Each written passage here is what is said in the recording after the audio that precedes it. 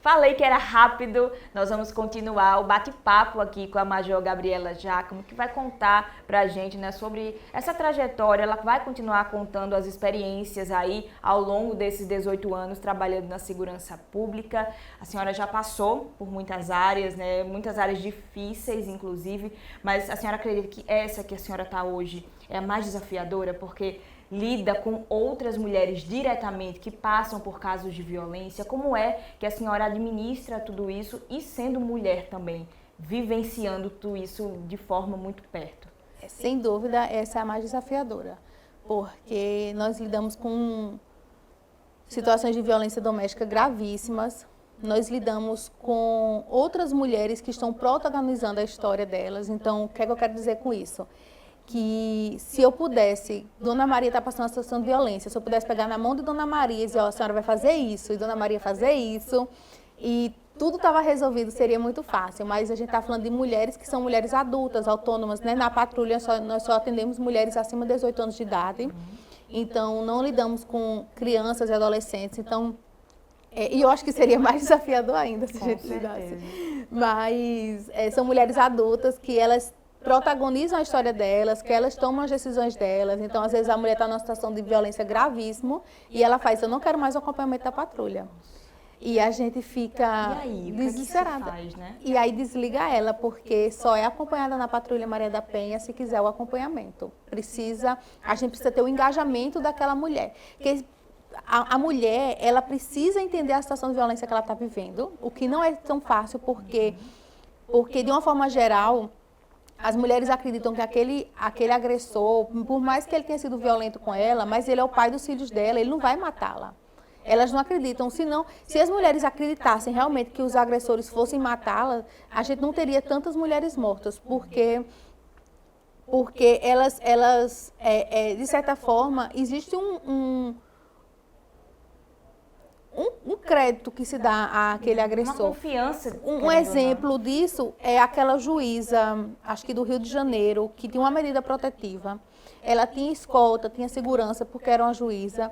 Mas na noite de Natal, os filhos pediram para ela deixar eles na casa do pai, para passar Natal na casa do pai. E ela foi deixar. E quando chegou lá, foi a oportunidade que ele teve para matá-la. Não sei se você se recorda dessa história. Eu lembro mais ou menos da história, porque foi marcante, né? Também. E a mulher tinha uma medida protetiva, ou seja, existia um risco ali, que ela pediu ajuda para aquele risco, mas ela, de certa forma, duvidou. Eu não estou culpabilizando elas, pelo amor de Deus. Claro. Mas eu estou dizendo que às vezes, quem está de fora, principalmente quem é técnico, quem enxerga profissionalmente aquela situação, enxerga de uma forma diferente que quem está dentro da situação não consegue enxergar, né? E também tem a pressão da família, de dizer, não, mas ele é um bom marido, ele é um bom pai, ele não foi um bom marido, mas ele é um bom pai, ele é um bom filho para a mãe dele. Meio que coloca numa balança, né? Ele socialmente é um cara legal, então assim...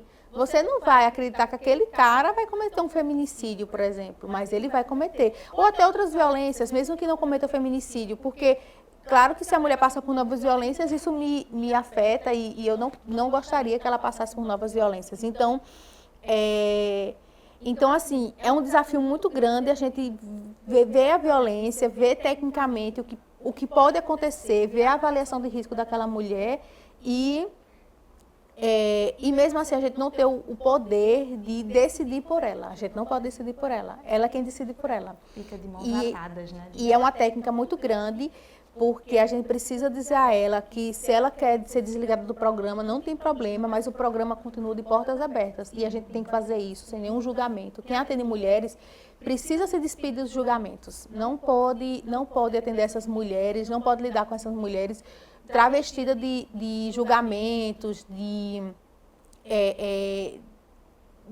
juízos de valor, né? Fechar as portas para essa mulher, dizer, ó, a senhora não quer, então tá bom, mas a senhora vai correr o risco e arcar com as consequências. Né? Não existe isso. As portas estão sempre abertas, a gente vai receber essas mulheres no programa 1, 2, 3, 4, 5 vezes, quantas vezes elas quiserem retornar ao programa. Né, da Patrulha Maria da Penha, e torcer para que o melhor aconteça. Com certeza. com elas. Com certeza. Eu quero falar também a respeito dessas suas experiências, algo que marcou a sua trajetória, mas antes eu queria conhecer um pouquinho também da Major Gabriela fora, né, sem a farda. Como é lidar com toda essa situação e chegar em casa é uma forma de descanso, de relaxamento, de estar com a família? Como é essa sua versão sem estar com a farda? Eu sou bem caseira, bem familiar, então eu sou muito apegada aos meus pais, eu sou casada, então a minha folga é ir na casa dos meus pais. Eu tenho um irmão mais velho que ele tem 2 filhos e ele mora no mesmo prédio dos meus pais, então Já vai a minha fazer a festa folga toda. é ver meus sobrinhos, é ir lá na casa dos meus pais, vejo meus pais, vou lá em cima, vejo meus sobrinhos, que eu também sou bem apegada aos meus sobrinhos. Descanso com meu marido trabalha muito, então nem sempre eu consigo descansar com ele. Uhum. Ele é médico, ele está sempre de plantão, então eu acho que eu fico mais tempo com meus pais do que com meu marido. Mas eu gosto muito de praia, de assistir filme, de ler, eu gosto muito de ler, então... Você já consegue se desligar, assim, ou não 100%? Desligar não, porque o meu celular, ele toca de domingo a domingo. Ele toca de domingo a domingo. Mas um conselho que eu dou para quem trabalha muito e para quem trabalha com temas difíceis: terapia. Eu faço terapia, eu estou com a terapia em dia e eu acho super importante porque nem sempre eu vou saber lidar com tudo, né? E faz parte do ser humano. Então, também manter minha terapia em dia. O que eu posso fazer para tentar me desligar, eu faço, sinceramente, na minha folga. Mas eu nunca deixo meu celular no silencioso, eu nunca fico longe do meu celular, porque eu sei que isso pode custar uma vida, né? Por mais que o meu celular não seja o número do plantão, porque o meu celular é um aparelho telefone pessoal, inclusive, mas já existiu situações de pessoas que estavam em momentos conflituosos de alguém passar meu número. Já existiu. Uma vez eu estava em Pipa com meu esposo e um casal de amigos. E meu celular tocou e era uma mulher gritando: ele está aqui, ele está pulando o muro. E eu não fazia ideia de quem era essa mulher. Então eu sempre peço às pessoas: não passem meu telefone pessoal, porque nem sempre eu tô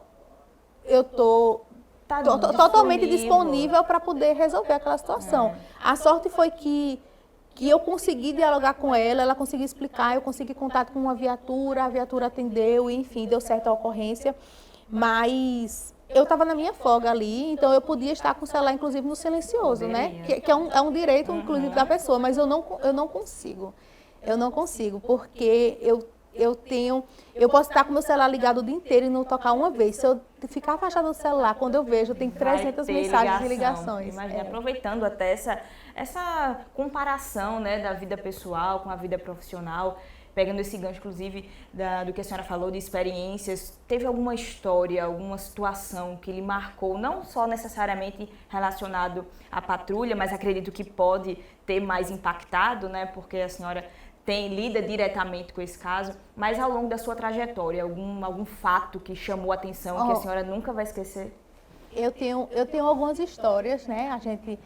São 18 anos e eu trabalhei um tempo na rua.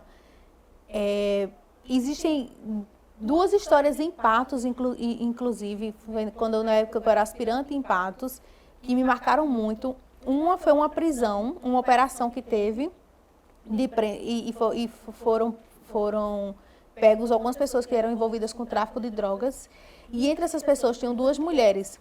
E quando a gente foi lá na casa dessas mulheres prender elas tinham filhos pequenos.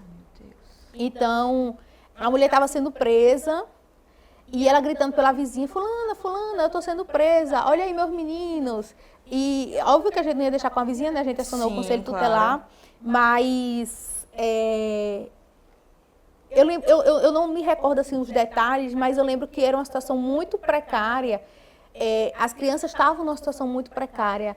E aí dá a gente uma visão sistemática do todo, assim, que é muito preocupante. É uma mulher numa situação muito precarizada, envolvida com o tráfico de drogas, né? Que aí eu não consigo fazer esse juízo, dizer: ela é envolvida porque é mau caráter, ela é envolvida porque tinha 3 filhos, acho que eram 3 filhos, e estava passando por necessidade, e foi a oportunidade que ela teve, né? Porque uma mãe diante da fome de 3 filhos, às vezes, né, acaba fazendo escolhas ruins. E foi bem dolorido, assim, porque a vontade que dava era dizer, gente, não vamos prender essa mulher. Pelo amor de Deus, olha essas crianças. Me deu um desespero. Tinha uma criancinha, assim, de menos de 1 ano de idade numa rede, sabe? Um bebezinho. E eu fiquei, eu lembro, eu era aspirante, eu tinha 21 anos de idade e 22. E eu lembro que eu fiquei assim, meu Deus, o que vai ser dessas crianças? Eu fiquei aquilo foi super desgastante para mim, aquela prisão. E aí a gente deixa nas mãos do Conselho Tutelar, tem um abrigamento, ou tem ainda, não sei, lá em Patos, para crianças nessa situação. E eu lembro que o Conselho encaminhou essas crianças para esse abrigamento, até achar alguém da família, ou alguém que pudesse ficar responsável. Mas foi bem complicado. E também outra ocorrência com crianças que também eram 3 crianças, por coincidência. Era uma menininha de uns 7 anos, outra de 4 anos e uma de 2 anos. Essa era uma escadinha. E a mãe abandonou elas. Deixou elas num barraco, fechada, com um pote de feijão e arroz feito, uma panela assim no chão. E foi embora. E foi embora e deixou essas crianças lá. Também não sei em que condições essa mãe foi embora, o porquê ela foi embora, qual a motivação dela. Mas os vizinhos chamaram, depois de alguns dias, eu acho, os vizinhos chamaram a polícia, as crianças estavam bem sujas. E elas estavam com bastante fome, porque já tinham comido a panela quase toda de feijão e arroz que a mãe deixou. E eu lembro que enquanto eu esperava o Conselho Tutelar, eu fui na padaria, comprei coxinha, comprei suco, né? Aí dei para as crianças. E eu fiquei assim super sensibilizada. Me dá vontade até de chorar assim, quando eu lembro da situação das crianças, sabe? E a gente foi com o Conselho Tutelar atrás do pai delas. Eu lembro que achou o pai delas, mas eu não lembro se o pai podia ficar com elas, eu não lembro qual era a situação.